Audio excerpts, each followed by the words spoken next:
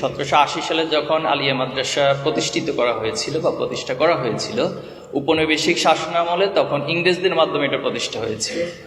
তো এই প্রতিষ্ঠাটা কোনো কারণে মুসলিমদের আবেগ এবং অনুভূতিকে জাস্ট একটা বুঝ দেওয়ার কারণ ছিল, নাকি সত্যিকার অর্থে ইসলামী ভাবধারা এবং এই সমাজ থেকে মুসলিম সত্তাকে বিকশিত করে সেখান থেকে আলেম তৈরি হবে এবং সত্যিকার অর্থে তারা দেশ জাতিকে নেতৃত্ব দেওয়ার মতো ভূমিকা রাখবে? এই প্রশ্নটি আমাদেরকে সমাধান হওয়া দরকার। সেকেন্ড যেটা বলতে চাই যে আলিয়া মাদ্রাসা থেকে আসলে আমরা কি চাই, এটা জাতিকে কি দিতে পারে, জাতির কাছে আলিয়া মাদ্রাসা কি অঙ্গীকার, এই প্রশ্নগুলোর আগে সমাধান হওয়া দরকার। এরপরে মনে হয় আমাদের সমস্যাগুলোর আলটিমেট আমাদের জায়গায় পৌঁছতে পারবো। অনেক আলোচকরাই অনেক বিষয় বলেছেন, সমস্যাগুলো বলেছেন যে ক্লাস হচ্ছে না, এরপরে হচ্ছে এখানে শিক্ষক ছাত্রের মাঝে একটা সম্পর্কের দূরত্ব দেখা যাচ্ছে, অথবা যেভাবে করে এখান থেকে আউটপুট আসার কথা সেগুলো আসছে না। এখন এগুলো আসবে কিভাবে? একটা জাতি যখন তার নিজস্ব কোনো আদর্শ ঠিক করতে পারে না। দেখুন 71 সালের পরে আজকে এতগুলো বছর গিয়েছে, আমি যদি এখানে প্রশ্ন করি, আমার শিক্ষকদের কাছে প্রশ্ন রাখি যে আমাদের এই জাতিটার আসলে একটা ইউনিক এবং কনক্রিট আদর্শটা কি, আমি জানি না এটার এক বাক্যে কোনো উত্তর আসবে কিনা। আপনি রাষ্ট্রীয় মূলনীতির মধ্যে উল্লেখ করেছেন যে ধর্মনিরপেক্ষ মতবাদ, আবার আরেক দিক থেকে বলতেছেন জাতীয়তাবাদ, তার মানে একটার সাথে কন্ট্রাডিক্টরি। আপনি এখানে বলতেছেন সমাজতন্ত্র, আবার বলতেছেন গণতন্ত্র, একটার সাথে কন্ট্রাডিক্টরি। তাহলে যে রাষ্ট্র কাঠামো একটা কন্ট্রাডিক্টরি মূলনীতির উপর দাঁড়িয়ে আছে, সেখানে তো জাতীয় আদর্শ আমার ঠিক হয় নাই। তাহলে জাতীয় আদর্শ যদি ঠিক না হয়, আমার শিক্ষা ব্যবস্থা কিভাবে ঠিক হবে? এখন শিক্ষা ব্যবস্থার প্রসঙ্গে যদি আসি, আমাদের শিক্ষা ব্যবস্থাটা যে একটা সার্টিফিকেট ওরিয়েন্টেড এবং প্রসেস ওরিয়েন্টেড, অর্থাৎ এখানে আমি ধাপে ধাপে যাব, আমাকে একটা সার্টিফিকেট দিবে, কিন্তু আসলে আমার গোলটা কি? এই শিক্ষা ব্যবস্থা থেকে আসলে আমি কি চাই, পুরো জাতিকে কি দিতে চাই, কোন আদর্শে সবাইকে একটা জায়গায় পৌঁছাতে চাই? তো এই প্রশ্নগুলোর সমাধান আমাদের হওয়া দরকার বলে আমি মনে করি।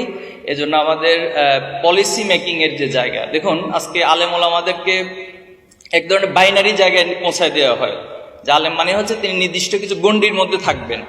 এখানে আমাদের উপদেষ্টা মহোদয় আছেন, যখন উপদেষ্টা ধর্ম উপদেষ্টা বা ধর্ম মন্ত্রণালয় নামক একটা বিষয় সামনে আসে, তখনই একজন আলেমকে প্রয়োজন হয়, হ্যাঁ এখানে একজন আলেমকে লাগবে।